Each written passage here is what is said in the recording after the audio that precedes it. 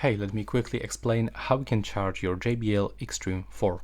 So first of all, this indicator, this input for the USB-C cable is located right here. And this is actually the only way to charge this device. So you will have to input here the USB-C cable. And as you can see, this cable is actually white and it actually comes from my Xiaomi Redmi Pad SE. So which means that you can use any USB-C cable. You don't have to get the original cable.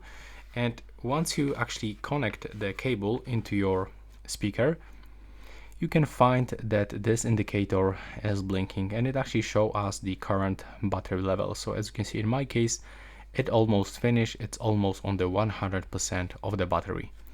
And you can connect this cable, the second end of the cable, for example, into the charging brick.